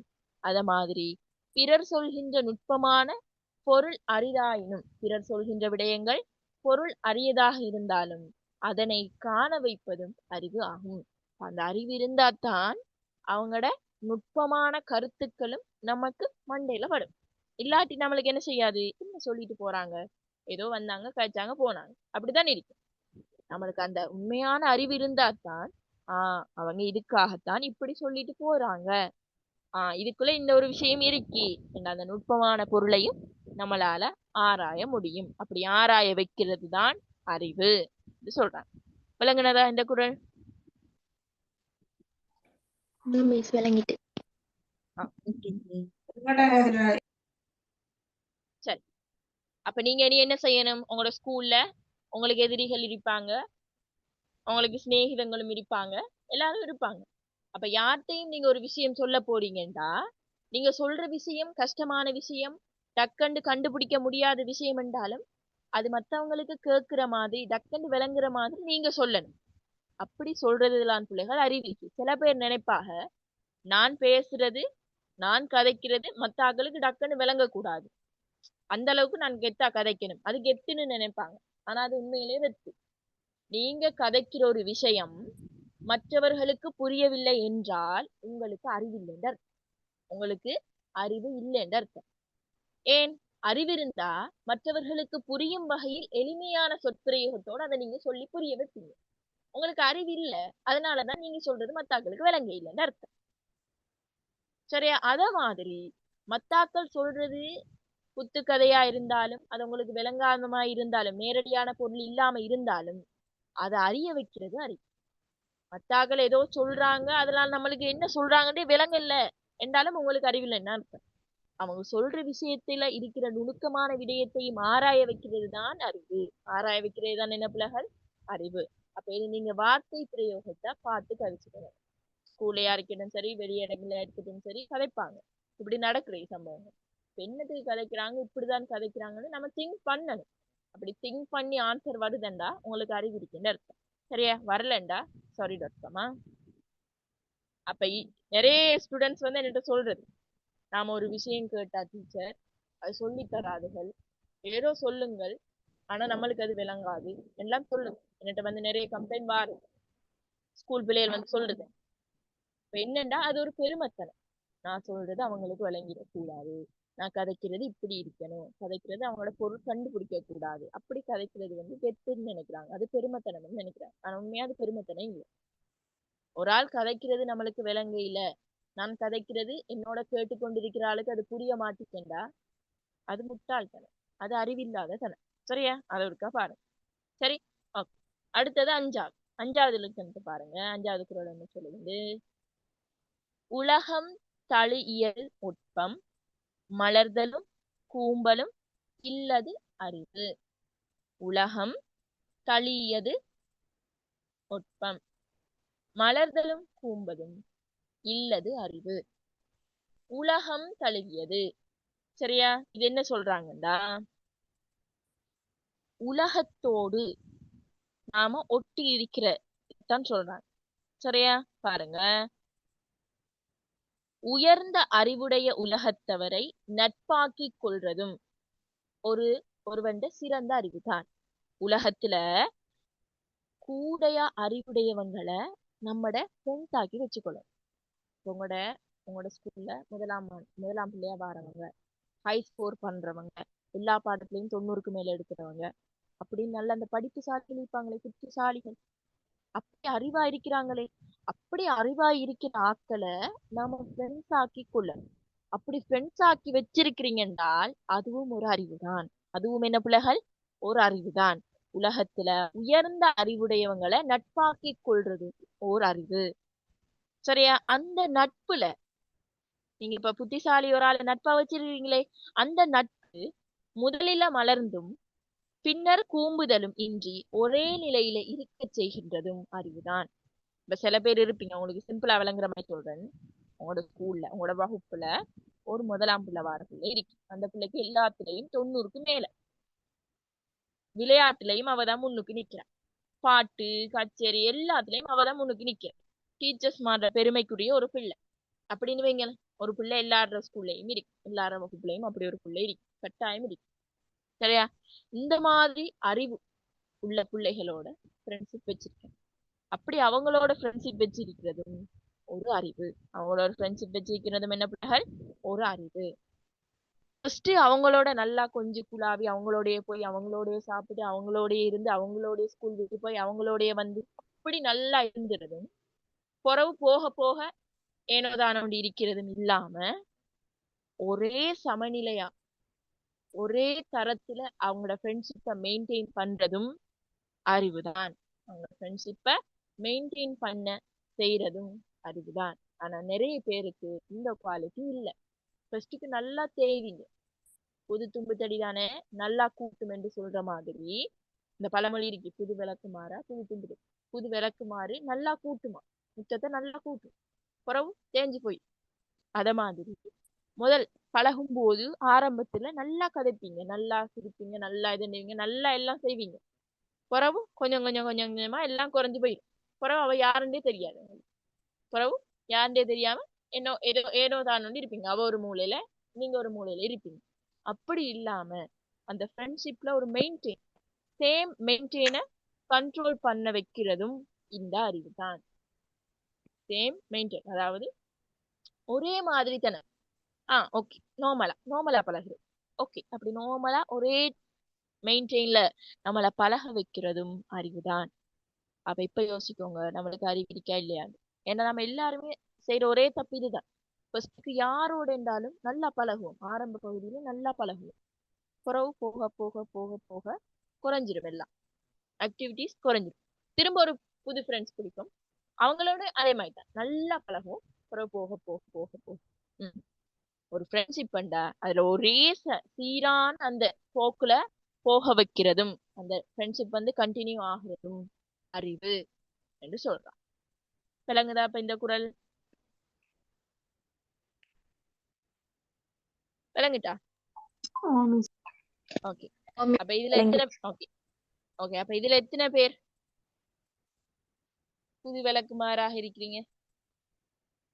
ஐ மீன் விளக்குமாறுன்னா நான் அந்த ஜோக்குக்காக கேட்கிறேன். என்னண்டா, அதாவது ஸ்டார்டிங்ல நல்ல போண்டிங்கா இருந்துட்டு பிறகு அப்பண்ண டவுன் ஆகினாக்கு எத்தனை பேர் அந்த எக்ஸ்பீரியன்ஸ் உங்களுக்கு இருந்தா சொல்லுங்க. இருக்கிறீங்களா? அப்படி இல்லைன்னு சொல்லல, அது யாரும் எப்பயாச்சும் யாருக்காச்சும் இருக்கு இருக்க இப்படி இருந்திருக்கிறீங்களா உங்களோட லைஃப்ல? இப்படி ஒரு ஃப்ரெண்ட்ஸ் இருந்தா அந்த ஒரு ஃப்ரெண்ட்ஸோட நல்லா கதைப்பீங்க, பிறகு போக போக அவங்களோட கான்டாக்டே இல்லாம போயிடுது. இருக்கா அப்படி இப்ப வரைக்கும்? இப்போ ஒரு ஃப்ரெண்ட இப்ப பாத்தீங்கன்னா இருக்கு. ஒரு ஃப்ரெண்ட பாத்தீங்கன்னா முதல் நாள் அவவோட எப்படி பழகுறீங்களோ அதே மாதிரி அவ சாகுற மட்டும் அவவோட இருக்கும். அப்படி இருப்பீங்களா யாரும்? அதே மெயின்டைனோட இருக்கலுமா? இருக்கலாம், இருக்கலாம். அது அப்படி இருக்க வைக்கிறது அறிவு. ஏலாது. ஏன்னா அறிவில்லாத ஆட்களுக்கு அது நாட் பாசிபிள். ஆனா உண்மையான அறிவு இருந்தா அவங்க ஒரே மெயின்டைன்ல அவங்களோட ஃப்ரெண்ட்ஷிப் என்ன செய்வாங்க, கொண்டு போவாங்க. ஃபர்ஸ்ட்டுக்கு ஹை ஆகியும் பிறகு டவுன் ஆகியும் இல்லாம ஓகே. இப்போ ஃபோன்ல கதைக்கிறீங்கன்னா ஃபோன்ல மட்டும் கழிச்சிட்டு, நேர்ல கதைக்கிறீங்கன்னா ஸ்கூல்ல பார்த்து என்ன செஞ்சா சாப்பிட்டியா, ஓகே பாடம் எழுதிங்க, அப்படி அந்த மெயின்டைன்ல போய்கிட்டு இருக்கிறது. எப்ப பார்த்தாலும் அந்த மெயின்டைன். இது வீட்டை போறது இருக்கிறது எல்லா இடமும் சுத்துறது, கொஞ்சம் மாசம் சுத்துறது, பிறகு கண்டுக்கிறதே இல்லை, அது அப்படியே போய். அப்படி இல்லாம ஒரே தரத்துல மெயின்டைன் பண்றதுதான் அறிவு. என்ன செய்யறாங்க சொல்றாங்க. சரியா? இந்த குறள் விளங்கிட்டு தானே? ஓகே. அப்ப 2, 3, 4, 5 பார்த்து இது என்னத்த சொல்லுது இந்த குறள்கள்? அறிவின் இலக்கணம். அறிவு எப்படிப்பட்டது, அறிவின் இலக்கணத்தை சொல்லுவோம். என்ன சொன்னிச்சு ரெண்டாவது குறள்ல? சொல்லுங்க டக்கண்டு, டக்குன்னு சொல்லணும். ரெண்டாவது குறள் என்னத்த சொன்னிச்சு? மிஸ் மனது சென்ற இடத்திற்கு மனசு செல்ல விடாம நன்மையா மனசு போன போக்குல அதை செல்ல விடாம நன்மையானவற்றில செல்லுறதுதான் அறிவு என்று சொன்னிச்சு. அத மாதிரி எந்த ஒரு விஷயத்தையும் யார் யார் சொல்லி கேட்டாலும் அதோட உண்மையான தன்மையை அறிய வைக்கிறது தான் அறிவு. இது ரெண்டாவது இலக்கணம். மூன்றாவது இலக்கணம் என்ன? நாம சொல்ற விஷயம் அரிய விஷயமா இருந்தாலும் அது மத்தாக்கள் புரிஞ்சு கொள்ளக்கூடிய மாதிரி நாம அந்த விஷயத்தை சொல்லணும். அத மாதிரி மத்தாக்கள் சொல்ற விஷயம் அரிய பொருளாக இருந்தாலும் அதை நாம விளங்கிக் கொள்ளணும், அந்த நுட்ப பொருளையும் விளங்கிக் கொள்ளணும். அப்படி விளங்க வைக்கிறது தான் அறிவு என்று மூன்றாவது இலக்கணம் சொல்லும். அத மாதிரி மிஸ் அது என்னமா 4வது குறளுக்கு தானே மிஸ் அந்த விளக்கம். அது 4வது குறள். 5வது குறளை பாருங்க. இது நான் இலக்கணம் 1, இலக்கணம் 2, இலக்கணம் 3, இலக்கணம் 4 அப்படி சொல்றேன். அறிவின் இலக்கணம் 1, அறிவின் இலக்கணம் 2, அறிவின் இலக்கணம் 3, அறிவின் இலக்கணம் 4. சரியா? அப்படி சொல்லு. சரி. 5வது குறள் என்னத்த சொல்லிச்சு? ஒரே நிலையில ஒரு நட்பு முதல்ல மலர்ந்தும் பின்னர் கூம்புதலும் இல்லாம ஒரே நிலையில இருக்க செய்யறதும் என்ன பிள்ளைகள்? அறிவுதான். ஒரே நிலையில எந்த விஷயத்தையும் மெயின்டைன் பண்ணக்கூடிய நாலேஜ் என்ன? அது அறிவு. சரியா? உயர்ந்த அறிவுடையவர்களை நட்பாக்கிக் கொள்வது ஒரு சிறந்த அறிவு. அது மட்டும் இல்லாம அவர்களது நட்பை முதல்ல ஃபர்ஸ்ட் மலர்ந்தும் பிறகு கூம்பியும் இல்லாம ஒரே தரத்துல பேணச் செய்கின்றதும் அறிவுதான். அப்படி பேணச் செய்யறதுதான் அறிவு, அறிவின் இலக்கணம் என்று சொல்றாங்க. அப்ப அறிவின் இலக்கணம் என்ற கேள்விக்கு விட ஓகேவா? கிளியரா? மேடம் சொல்லுங்க மேடம், அறிவின் இலக்கணத்துக்கு வந்து 6ஆம் குறள் வராதா? என்னம்மா? அறிவின் இலக்கணத்துக்கு 6வது குறள் வராது. 6வது குறள்னு சொல்லலையா? இல்ல மேடம். ஒன்று பார்த்தோம். 1 2 ஓகே. நான் 6வது குறள் சொல்லப்படவில்லை. சரி. 6வது 5வது ஓகே. 6வது குறளும் அதுக்குள்ள ஆட் பண்ணிக்கொள்ளுங்களா? சரியா? மறந்துட்டேன். 6வது குறளையும் ஒருக்கா போடுங்க. அறிவின் இலக்கணமா? சரி பாருங்க 6வது குறளை. எவ்வது உறைவது உலகம், உலகத்தோடு அவ்வது உறைவது அறிவு. சரி, இதையும் ஆட் பண்ணுங்க இலக்கணத்துக்கு. அறிவின் இலக்கணத்துக்கு ஆட் பண்ணுங்க. 7 மட்டும் வந்து அறிவுடைய இலக்கணம். எவ்வது உறைவது உலகம், உலகத்தோடு அவ்வது உறைவது அறிவு. இதுவும் அறிவின் இலக்கணம் தான். சரியா? ஓகே. பாருங்க, உலகம் எப்படி நடைபெறுகின்றதோ அதனை ஒட்டி அதன்படி ஒழுகுவதுதான் அறிவு என்று சொல்றோம். உலகம் போகின்ற போக்குக்கு ஏத்த மாதிரி நாங்களும் அப்டேட் ஆகி என்ன செய்யணும்? போய்கொண்டிருக்கணும். அப்படி போறதுதான் அறிவு. உலகம் இப்படி மாறிக்கொண்டு போகுது, நான் இப்படித்தான் இருப்பேன் என்றா அது அறிவு இல்லை. உலகம் வந்து இப்ப என்ன, ஏஐ தொழில்நுட்பமும் ஏஐ விஷயங்களும் மிஷினும் அதுவும் ரோபோட்டும் வந்து மாறிக்கொண்டு போகுது. அதுக்கேத்த மாதிரி நம்மட நாலேஜையும் மாற்றிக்கொண்டு நாம போகணும். அதுதான் அறிவு. இல்ல நான் ஏட்டுச்சுவடியில தான் படிப்பேன், நான் இலையில இருந்துதான் கவிதை எழுதுவேன், நான் அந்த மைப்பெண்ணாவல தான் எழுதி எழுதி ஒப்படை செய்வேன் என்று இருந்தா நடக்குமா? நடக்காது. அது அறிவா? இல்ல. இப்ப எல்லாம் என்ன, கம்ப்யூட்டர், ChatGPT, ஜெமினி எல்லாத்துலதான் என்ன செய்யறாங்க? செமினார் இருக்கட்டும் சரி, ஒப்படைகளா இருக்கட்டும் சரி, அசைன்மெண்டா இருக்கட்டும் எல்லாம் செய்யறாங்க. இல்ல நான் பழங்காலத்திலிருந்து அந்த ஒப்படை மெத்தட்டை தான் நான் ஃபாலோ பண்ணுவேன் இருந்தா இது நடக்குமா? இல்ல. உங்களுக்கு மார்க்கே கிடைக்காது. அப்ப உலகம் எப்படி போகிறதோ அதுக்கேற்ற மாதிரி நாமளும் என்ன செய்யணும்? ஒழுகின்படி நடந்து கொள்ளணும். அதுக்கேற்ற மாதிரி முறையின்படி நடந்து கொள்ளணும். அதுதான் அறிவு. அதுதான் என்ன பிள்ளைகள்? அறிவு. ஒரு அரசனுக்கும் அதுதான் அறிவு. உலகம் எப்படி போகுதோ அதுக்கேற்ற மாதிரி அவன் ஆட்சி புரிய வேணும். இல்ல தலைகீழாத்தான் ஆட்சி புரிவானண்டா அது அறிவு இல்ல. அது என்ன பிள்ளைகள்? அறிவு இல்ல. அது உங்களுக்கு அழிவுத்தான் தரும். அப்ப இந்த குறள் விளங்கிட்டா? 6வது குறள் சொல்லு. மிஸ் விளங்கிட்டு. அப்ப நீங்க இன்னும் என்ன செய்யக்கூடாது? நின்றுட்டு இருக்க கூடாது. நீங்க இனி அப்டேட் ஆகணும். நீங்க எல்லாம் ஏஐ ஜென்ரேஷனுக்குள்ள வந்துட்டீங்க. நாங்களாச்சும் பரவாயில்லை, நீங்க ஏஐ ஜென்ரேஷனுக்குள்ள இருக்கிறீங்க, சொல்லுவாங்க பட்டுட்டு இருக்கீங்க. இனி எல்லாமே போன்ல தான், இனி எல்லாமே போன்ல தான் வரப்போகுதென்றால் புத்தகத்தை பார்த்து புத்தகத்துல மட்டும் இருக்கிற விஷயத்த படிக்கிறது வேலை. நான் அதை மட்டும்தான் படிப்பேன், பேப்பர் புத்தகத்துக்குள்ள இருக்கிறத மட்டும்தான் வச்சு எடுக்கணும், இந்த ரூல்ஸ் போடலாம். இதுக்குலேருந்தும் வரும், வெளியாலேருந்தும் சோர்ஸ் தேடி படிங்கன்னா அதுக்கேற்ற மாதிரி நாம் என்ன செய்யணும், அப்டேட் ஆகி போய்க்கொண்டே இருக்கணும். உலகம் எப்படி போகுதோ, உலகம் எப்படி நடைபெற்று கொண்டிருக்கிறதோ அதுக்கேற்ற மாதிரி நாமளும் நம்மட வாழ்க்கை நடைமுறைகளை மாற்றிக்கொண்டு போகணும். அதுக்காண்டு தவறான வழிகள்ல போறோட நேரான பாதையில போகணும். சரியா, நேரான பாதையில செல்ல வேண்டும். சரி, அதுதான். அப்ப நோட் பண்ணுங்கன்னா 1, 2 6 தொடக்கம் 6 வரையான குறள்கள் அறிவிண்ட இலக்கணம் பத்தி சொல்லு. சரியா, அறிவினது இலக்கணம். சரி, அடுத்தது பார்ப்போம். அடுத்த கேள்வி எழுதுங்க. அறிவுடையாரது இலக்கணம். அறிவுடையாரின் இலக்கணம் 7, 8. அறிவுடையாரது இலக்கணம் 7, 8. இப்ப அறிவு எப்படி இருக்கும் என்று பார்த்துக்கோங்க. இப்ப அறிவுடையவங்க எப்படி இருப்பாங்க, உண்மையாவே புத்திசாலிகள், மூளை மண்டையில மசாலா இருக்கிறவங்க எப்படி இருப்பாங்க என்று பார்ப்போம்.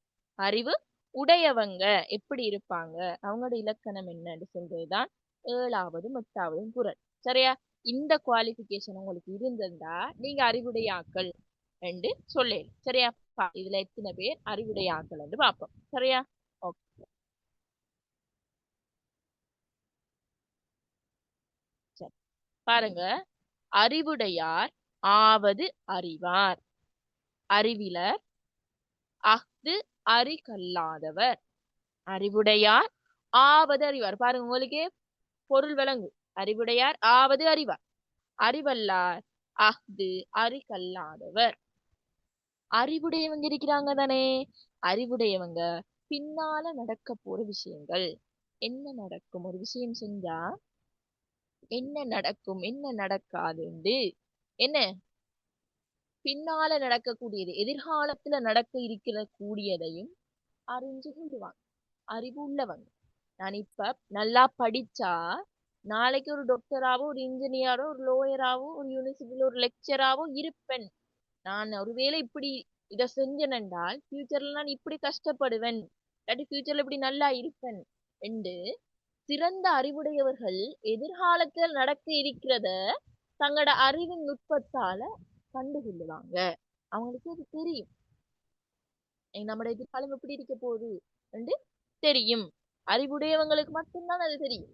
அறிவில்லாத ஆட்கள் அதனை முன்கூட்டி அறிய மாட்டாங்க. அறிவில்லாதவங்க அதனை முன்கூட்டி என்ன செய்ய மாட்டாங்க, அறிய மாட்டாங்க. அப்ப உங்களுக்கு இப்ப எல்லாருக்கும் தெரியுது அவங்களோட ஃபியூச்சர்ல என்ன நடக்க போகுது, என்ன என்ன வரப்போகுது, என்ன செய்ய போறோம், இந்த ஃபியூச்சர் தெரியுது அவங்களுக்கு. இப்ப நான் செய்யறது சரியா பிள்ளையா, ஃபியூச்சர்ல என்ன என்ன பயன் என்ன பயன் இல்ல, ஃபியூச்சர்ல நான் நல்லா இருப்பேனா நாசமா போவேனா, ஏதாச்சும் உங்களுக்கு தெரியுதா, உங்களுக்கு தோணுதா? தோணுது மிஸ். இப்ப படிச்சுட்டு இருக்கிறீங்க, அப்ப தோணும். படிச்சுட்டு இருந்தா இப்படியே நாம படிச்சோம்டா ஓகே, கண்டிப்பா ஒரு 3 எடுத்து போயிடுவோம் அங்கால ஒரு யூனிவர்சிட்டிக்கு அப்ளை பண்ணிடலாம், போயிடலாம், அங்கால படிச்சு அங்கால பெரிய நம்மட மிஷனை வளர்த்து கொண்டு போகலாம் அப்படின்னு தோணும். இது மண்டையில சரக்கு இல்லாதவங்க, அறிவில்லாத ஆட்களுக்கு பின்னால நடக்க போறது தெரியாது. அவங்களுக்கு நடந்துட்டு இருக்கிறதே தெரியாது, எப்படி பின்னால நடக்க போறது தெரியும்? அப்ப அறிவிருக்கிற ஆட்களுக்கு மட்டும்தான் அந்த ஸ்பெஷலான ஒரு பவர் இருக்கு. பின்னால நடக்க போறதெல்லாம் முன்கூட்டியே அறிகின்ற ஆற்றல் அவங்களுக்கு என்ன செய்யுது, காணப்படுது. சிறந்த அறிவுடையவர்கள் எதிர்காலத்துல நடக்க இருக்கிறதும் அவங்களோட அறிவின் மூலம் அறிந்து கொண்டிருப்பாங்க. அத மாதிரி அறிவில்லாதவர்கள், அறிவற்றவர்கள் அதனை முன்னறிய மாட்டார்கள், அதனை முன்கூட்டி என்ன செய்ய மாட்டாங்க, அறிய மாட்டாங்க. ஏன்னா அறிவுள்ளவங்களுக்கு தூர நோக்கு இருக்கும். அறிவுள்ளாக்களுக்கு என்ன செய்யும், தூர நோக்கு இருக்கும். அதனால பிற்காலத்துல நடக்கிறத அவங்க அறிஞ்சு கொள்ளுவாங்க. அறிவில்லாத ஆக்களுக்கு தூர நோக்கு இருக்காது. நம்ம இதை செஞ்சா பின்னால என்ன வரும், பின்னால என்ன விளைவு வரும் என்று அறிவில்லாத ஆக்கள் யோசிக்க மாட்டாங்க. ஆனா அறிவிருக்கிறாக்கள் யோசிப்பாங்க. அதனால பின்னால நடக்கிற விஷயங்களும் அவங்களுக்கு தெரியும் என்று சொல்றாங்க. இது முதலாவது அறிவுடையவங்களது இலக்கணம். பாருங்க, அடுத்த இலக்கணத்தை பாருங்க, 8வது. அஞ்சுவது அஞ்சாமை பேதமை, அஞ்சுவது அஞ்சல் அறிவார் தொழில். அஞ்சுவது அஞ்சாமை பேதமை. சரியா? அஞ்ச வேண்டியவற்றிற்கு அஞ்சல் என்ன? பயப்படுறது. பயப்பட வேண்டிய விஷயங்களுக்கு பயப்படுதல் அறிவுடைமை. சரியா? அஞ்ச வேண்டிய விஷயங்களுக்கு நாம பயப்படணும்.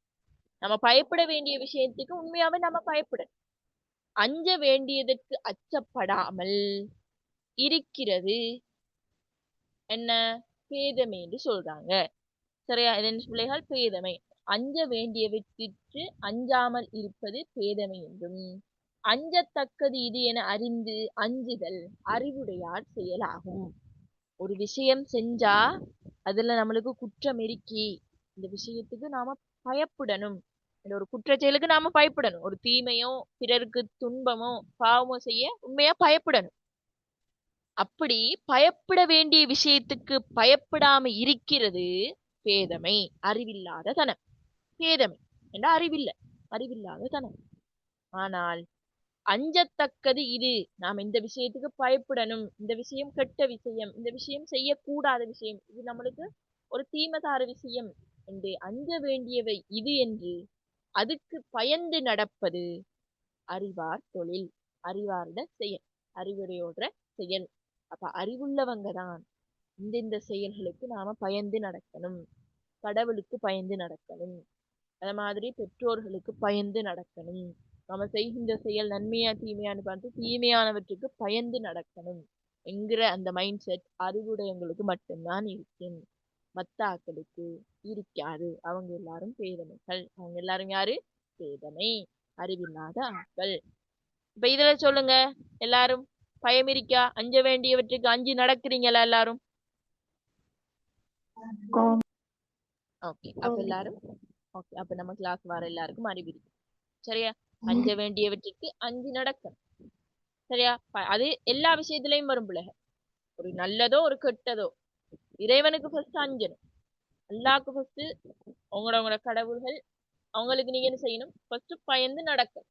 அதுக்கப்புறம் தாய் தந்தை ஆசிரியர் அப்படின்னு போகும். அது மாதிரி நீங்க செய்கின்ற தனிமையில இருக்கிறீங்கன்னா நீங்க செய்கின்ற ஒரு விஷயம், இது செஞ்சா பழி வரும், இது வந்தா பாவம் வரும், அதுக்கெல்லாம் பயந்து நடக்கணும்.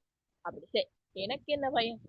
பார்த்துட்டா இருக்கிறாங்க, நமக்கு என்ன பயம்ண்டு அந்த கெத்துல சுத்திக்கிண்டு ஒரு விஷயத்துக்கும் பயப்படாம தெரிஞ்சீங்கன்னா அது முட்டாள்தனம். அது என்ன பிள்ளைகள்? முட்டாள்தனம். நீங்க டிசைட் பண்ணணும். இந்த பாடம் படிச்சவங்க டிசைட் பண்ணணும். நம்மளுக்கு அறிவுடையவங்களா இருக்கிறண்டா இந்த விஷயங்களை நம்ம செய்யணும், இந்த விஷயங்கள் செய்யக்கூடாது என்று யோசிச்சு அறிவுடையவங்களாக மாற ட்ரை பண்ணணும். சரி, ஓகே. இது ரெண்டும் என்ன பிள்ளைகள்? அறிவுடையாரது இலக்கணம். இது விளங்கிட்டா? அறிவுடையார் எப்படி இருப்பாங்கன்னு விளங்கிட்டா? Miss oh miss class miss. Okay, class போங்க. இன்னும் 2 குறள் தானே இருக்கு. நான் ரெக்கார்டிங் போடுறேன். Okay miss, thank you miss. Okay, கடைசி கேள்வி எழுதுங்க பிள்ளைகள். அறிவுடையாருக்கு உண்டாகும் பயன்கள். அறிவு உடையாருக்கு உண்டாகும் பயன். அறிவுள்ளவங்களுக்கு என்ன பயன்? 9வது 10வது குறள் இதை சொல். அறிவுடையாருக்கு என்ன பயன்? 9, 10வது குறள்களும் இதை சொல்லு. பாருங்க, இதை பார்த்து கிளாஸ் பாருங்க. 9வது குறளை. எதிரதா காக்கும் அறிவினார்க்கு இல்லை அதிர வருவதோர் நோய். எதிரதாக காக்கும் அறிவினார்க்கு இல்லை அதிர வருவதோர் நோய். அதாவது பிள்ளைகள், நான் ஆல்ரெடி சொன்னேன் என்ன? அறிவுடையவங்க பிற்காலத்துல நடக்க போறத முன்கூட்டியே அறிவாங்கன்னு சொன்னேன். அப்படி எதிர்காலத்துல நடக்கக்கூடியத முன்கூட்டியே அறியவல்ல ஒரு இயல்புடைய அறிவுடையாருக்கு பின்னர் உண்டாகக்கூடிய துன்பம் என்ன? அவருக்கு எதுவும் இருக்காது. எதிர்காலத்துல வரக்கூடிய தீமைகளை முன்னரே அறிஞ்சு அதிலிருந்து தம்மை காத்து கொள்ளக்கூடிய அறிவுடையோருக்கு அவரை நடுங்கும் வண்ணம் ஏற்படக்கூடிய துன்பம் என்ன? ஒன்றும் ஏற்படாது. ஏன்? நம்மளுக்கு தான் அறிவிருக்கு. இது செஞ்சா பின்னால என்ன விளைவு வரும்னு நம்மளுக்கு தெரியும். அப்படி தெரிஞ்சு நாம அதுல இருந்து தவிர்ந்து நடந்திருப்போம். அப்படி தவிர்ந்து நடக்கிற நாம ஒரு அறிவுடைய ஒரு புத்திசாலித்தனமான நாமளா இருந்தா, அறிவுடையவர்களா இருந்தா நம்மளை ஆட்டி படைக்கக்கூடிய மாதிரி துன்பம், நடுங்க வைக்கக்கூடிய மாதிரி ஒரு துன்பம் நம்மளுக்கு வராது. ஏன் வராது?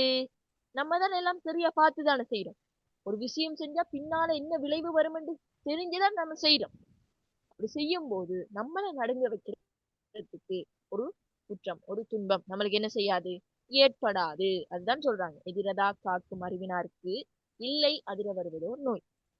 பிற்காலத்துல என்னென்ன நடக்கும் என்று ஆராய்ஞ்சு செய்யற நமக்கு, அதுல இருந்து விலகி நடக்கிற நமக்கு, நடுங்க வைக்கிறதுக்கு, நம்மளையே ஆட்டி படைக்க வைக்கக்கூடிய ஒரு துன்பம் நம்மளுக்கு ஏற்படாது.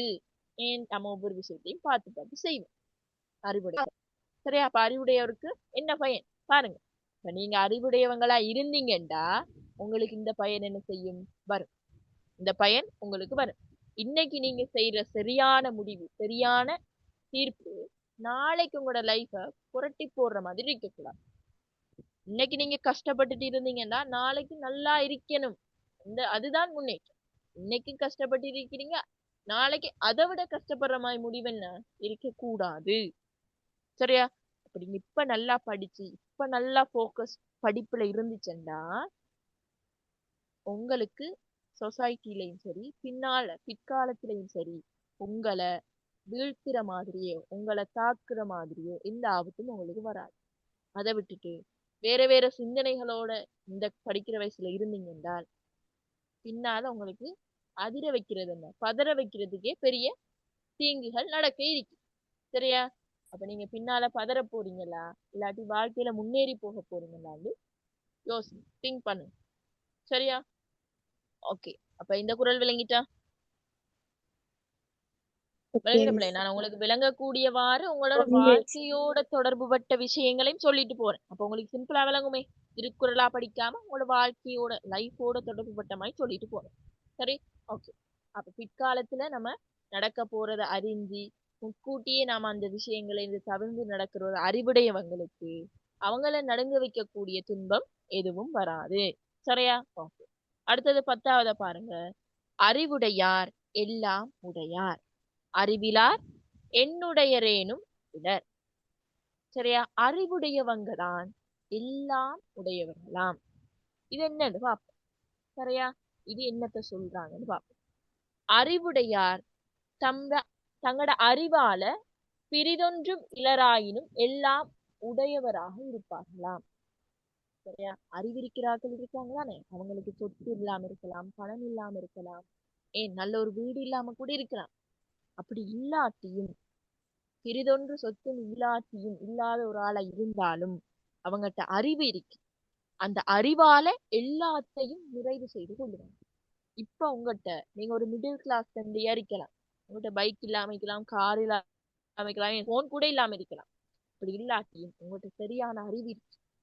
இந்த அறிவை நீங்க யூஸ் பண்ணினா பிற்காலத்துல எல்லாத்தையும் நீங்க வாங்கிடலாம், பிற்காலத்துல எல்லாத்தையும் செஞ்சிடலாம். ஆனால் எல்லா சொத்தும் உடையவர்களாக இருந்தும் இந்த மெயினான அறிவிலாட்டி அவங்ககிட்ட எந்த சொத்துமே இல்லை. அவங்ககிட்ட என்ன பிள்ளைகள்? ஒரு சொத்தும் இல்லாதவர்களாகத்தான் கருதப்படுவாங்க. கார் இருக்கி, பங்களா இருக்கி, வீடு இருக்கி, ஹோட்டல் எல்லாம் இருக்கு, எல்லா சொத்துமே இருக்கு. ஆனா ஒரே ஒரு சொத்து இல்லாட்டியும் அவங்க ஒரு சொத்தும் இல்லாதவங்களாகத்தான் என்ன செய்வாங்களாம்? கருதப்படுவாங்களாம். ஆனா எந்த ஒரு பணபலமும் எந்த ஒரு அஸ்தி ஆசிரமும் இல்லாம ஒரு சொத்தும் இல்லாம இருந்தாலும் கல்வி சொத்து அறிவு சொத்துன்னு நீங்க ஒன்றை சேர்த்து வச்சிருந்தீங்கன்னா நீங்க எல்லா சொத்தும் உடையவர்களாக இருக்கிறீங்க என்று அர்த்தம். மற்ற சொத்தெல்லாம் இருந்து கல்வி சொத்து உங்கள்கிட்ட இல்லைண்டா வேலை என்ன பிள்ளைகள்? வேலை இல்லை. ஏன்? அறிவு இருந்தா உங்கள்கிட்ட இப்ப சொத்து இல்லாட்டியும் நாளைக்கு அந்த அறிவை வச்சுக்கொண்டு அது எல்லாத்தையும் நிவர்த்தி செஞ்சிருங்க, நிறைவு செஞ்சிருங்க. ஆனா எல்லா பொருளையும் எல்லா இதையும் வச்சுக்கொண்டு அறிவை நம்ம என்ன செய்யலாம்? அறிவு இல்லாட்டி எல்லா சொத்தும் என்னட்டு இருக்குன்னு சொல்லலாம், எல்லா சொத்தும் என்னட்டு இருக்குன்னு என்ன செய்யலாம்? சொல்லலாம். அப்ப அறிவுடையவர்கள் தான் எல்லா சொத்தும் உடையவர்கள். அறிவில்லாதவர்கள் எல்லாம் உடையவர்களாக இருந்தாலும் ஒன்றும் இல்லாதவர்கள் ஆவர், ஒன்றும் இல்லாதவர்கள் ஆவர். அப்ப நீங்க இப்ப கஷ்டப்பட்டுட்டு இருக்கீங்க, என்னட்ட போன் இல்லை, என்னட்ட பைக் இல்லை, என்னட்ட கார் இல்லைன்னு கவலைப்படாது. உங்கள்கிட்ட கல்வி அறிவு இருக்கா? ஓகே. அப்ப நீங்க தான் பணக்காரர். அப்ப நீங்க தான் என்ன பிள்ளைகள்? செல்வந்தர்கள். நீங்க தான் எல்லா சொத்தும் இருக்கிறவங்க. சரியா? பைக்கு காரு எல்லா வீட்டையும் போய் பாருங்க, அவங்க அறிவிக்க சில பேர், எல்லாரும் இல்ல கொஞ்சம் ஆட்கள். சரியா, அவங்ககிட்ட மெயினான கெப்பாசிட்டி இல்லாட்டி அவங்களுக்கு ஒரு பணமும் பேரும் சொத்து இருந்து வேலை இல்லை. அப்போ உங்களோட பணம் பேர் சொத்து இல்லாட்டி உங்களுக்கு ஒரு அறிவு இருந்தா நீங்க தான் எல்லா சொத்துக்கும் சொந்தக்காரர், எல்லா சொத்துக்கும் சொந்தக்காரர். சரியா, அதை சொல்றதுதான் 10வது குறள். விளங்கிட்டா 10வது குறள்?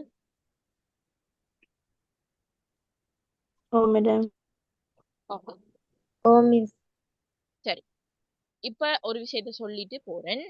என்னென்றால் இப்ப நீங்க திருக்குறளுக்கு விடை எழுதும் போது ஃபர்ஸ்ட் பொருள் எழுதும். பொருள் என்ன? நேரடி பொருள். புறவு பொருள் என்ற விளக்கம், அது உங்களோட மொழிநடையில இருக்கணும், உங்களோட மொழிநடையில இருக்கணும். இப்ப முதலாவது குறள் என்ன சொன்னேன்? அறிவு என்பது அழிவு வராமல் காக்கிற கருவி, அது செருவார்க்கும் உள்ளளிக்கல் அகாரன், பகைவர்களாலும் உள்நுழைஞ்சு அழிக்க முடியாத அரண். இது நேரடி பொருள், அதை கொடுக்கணும். அதை வச்சுக்கொண்டு நீங்க அதுல என்னத்தை விளங்கி கொண்டீங்க? அறிவு என்பது யாராலையும் இலகுல திருட முடியாது, நம்மகிட்ட இருந்து அது நம்மளை பாதுகாக்கிற ஒரு அரணாக இருக்குது. இது உங்களோட விளக்கம். அதையும் எழுதிட்டு தான் இதுல என்ன செய்யணும்? குறளை போடும். இதுல குறள் போட்டு இந்த குறள் இதனை சுட்டி காட்டுகின்றது அல்லது எடுத்து காட்டுகின்றது என்று போடும். அப்ப இப்படிதான் நீங்க எழுத போறீங்க. நான் இப்ப தந்த கேள்விகளுக்கு இப்படி எழுதிதான் குரூப்ல போட போறீங்க. சரியா? ஃபர்ஸ்ட் பொருள், பொருளுக்கான விளக்கம், அடுத்தது குறள், அப்புறம் பொருள், பொருளுக்கான விளக்கம், அடுத்தது குறள். இந்த அமைப்பிலேயே நீங்க பழகிட்டு வாங்க, ஃபைனலுக்கு ஃபுல் டச்சப் ஆகும். சரியா பிள்ளைகள்? விளங்குனதா?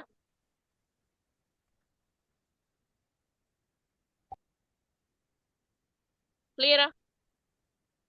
இந்த அமைப்புல நீங்க இப்ப நான் சொன்ன கேள்விகள் அத்தனையும் நோட் பண்ணியிருப்பீங்க. அத்தனைக்கும் ஆன்சர்ஸ் எழுதி என்ற குரூப்ல போட்டுவிடும். சரி, ஓகே. அடுத்த கிளாஸ்ல என்ன பிள்ளைகள் மற்ற விஷயங்களை பார்ப்போம். ஓகேவா? எதுவும் டவுட்? ஓகே